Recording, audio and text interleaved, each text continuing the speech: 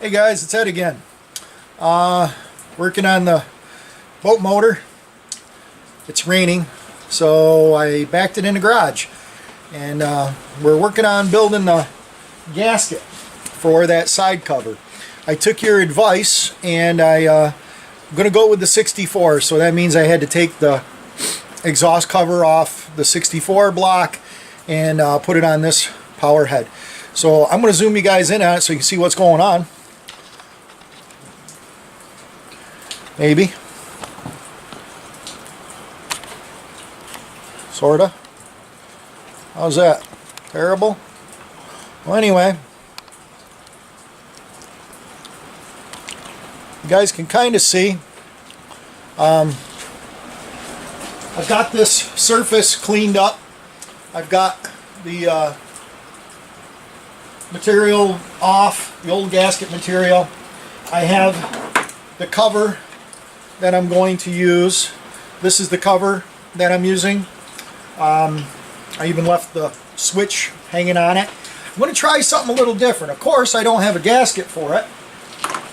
So we're going to use a piece of just gasket material, and I'm going to try a dry erase pen. Now, the reason I'm thinking a dry erase marker is if you've ever played with this stuff, it doesn't actually dry. Well, it dries, but then you can wipe it right off real easy. So I'm thinking if I put this on here, it won't stick to the case. It's going to go on and, you know, be there long enough that I can put this on here and get a pretty good outline of what the gasket's going to look like. So, never tried this, never seen it on YouTube. I'm just going with what I know. This happens to be blue. The reason I picked blue was I asked my daughter, who has dry erase board and plays with markers all the time, what color she had that she hasn't wore out. And she said, oh, I got a blue one I never use. I don't like the color. So it actually looks almost like the ink you use for milling. You know, the milling machine ink. I think there's a name for that stuff. That gasket, that's good. So I'm just kind of just coloring this all in. Get quite a bit of material on there, hopefully.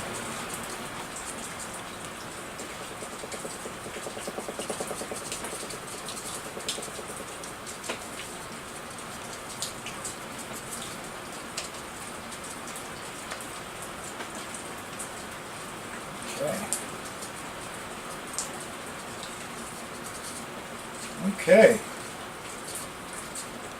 That seems to be beautiful. I don't know. We're going to try it. Here's the gasket material. Set it in there, sort of. And press. Press it down. Real good.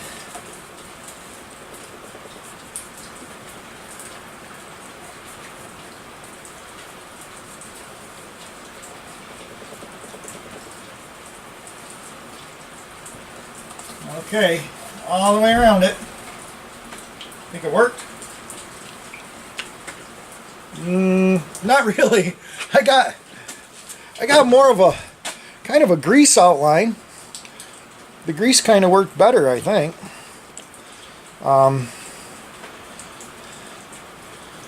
So I can see quite a bit of it. Well, what I think I'm going to do, that plan didn't work, so make note of that.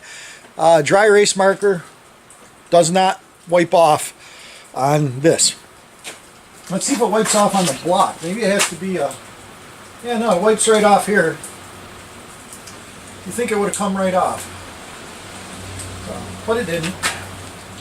So we'll wipe that off with some stuff. I'll get this gasket kind of cut out and then I'll bring you guys back.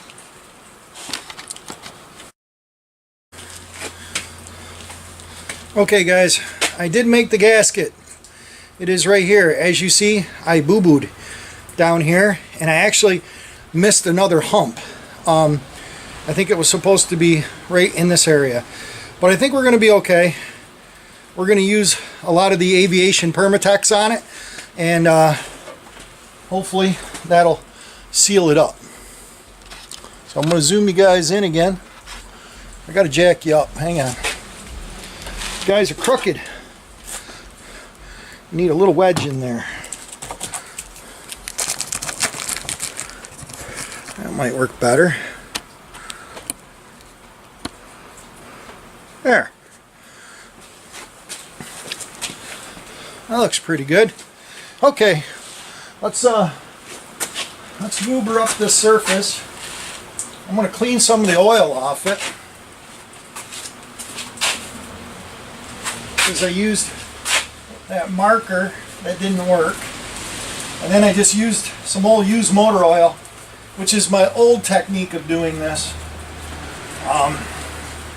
which seemed to do a little bit better job than the let me just try scraping that. Looks like I got a little bit of goober right here. Yeah, thought I had it off. Still had a little bit there. A little extra scrapey scrape.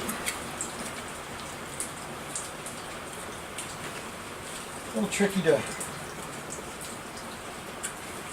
get all that crap off.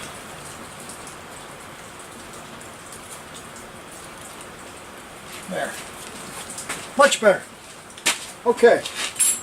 Let's get some this goody stuff on here. This is the aviation sealer. The old style stuff. Hopefully that'll glue where I cut the gasket. Kind of hold it together.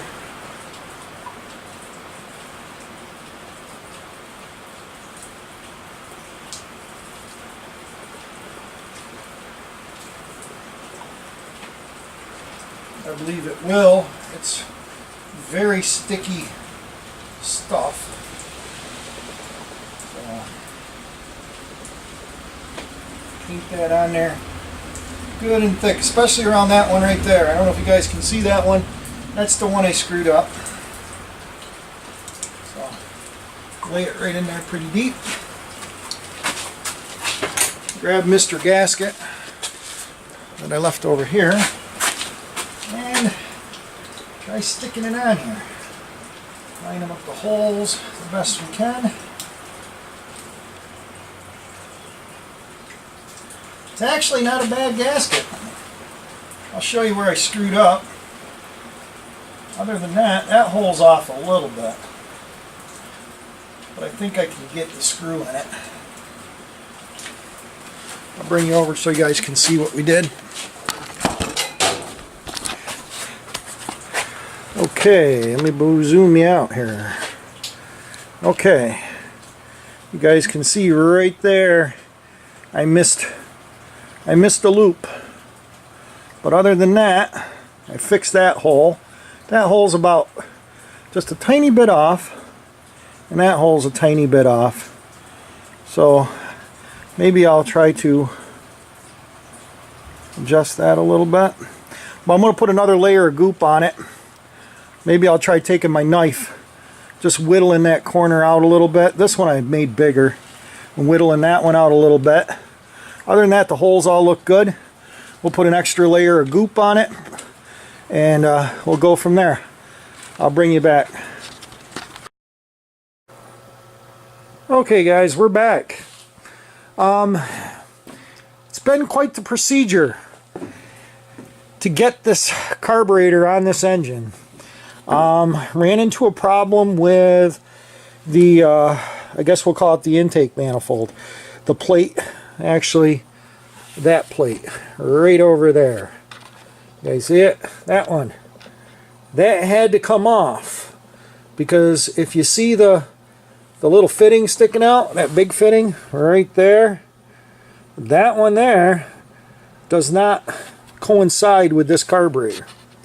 So this carburetor has a little hole that goes into the intake, and it must pick up a vacuum. For what reason, I do not know, but it does. So the starter had to come off, the generator had to come off, all that had to come apart, and this plate, you guys can't really see it, but it's behind the carburetor, had to come off and get converted over to the old big twin, the 64.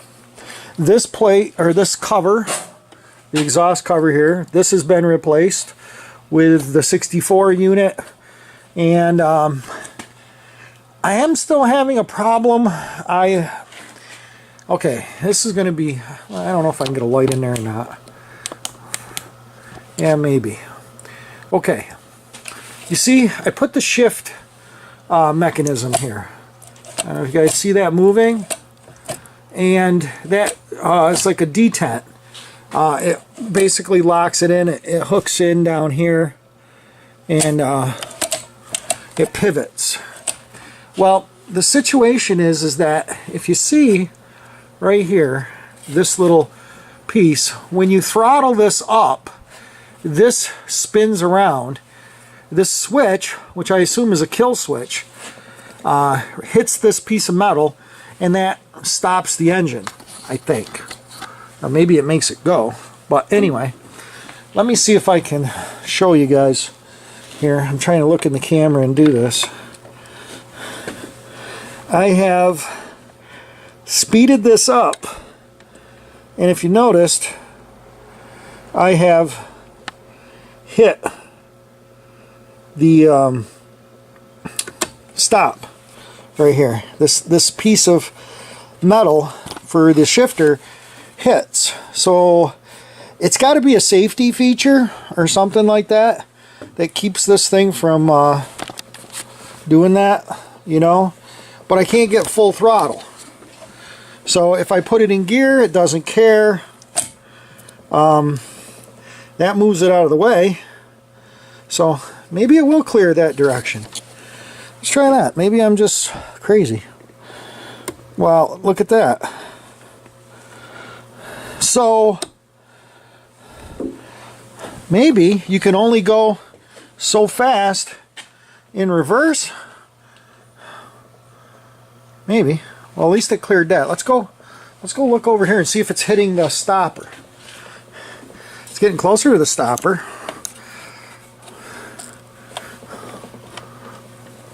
Well, it's trying. Ah, there it goes. It's still not pushing all the way into the stopper. I don't know if you guys, you probably can't see, I'm too close, I think, but there's like a stopper in there. So it must be, let's kick this out. Now I got the full throttle. Throttle is all the way down. That's everything she's got. That's good.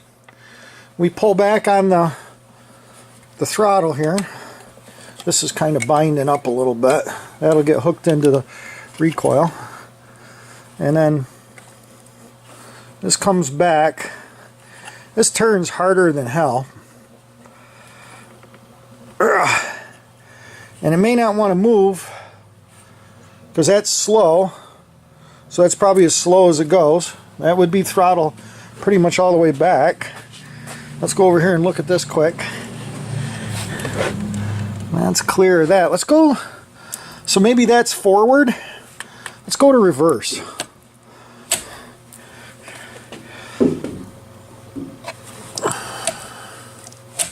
No, that does pull it back. This was not working earlier. Let's see what's, maybe it's this.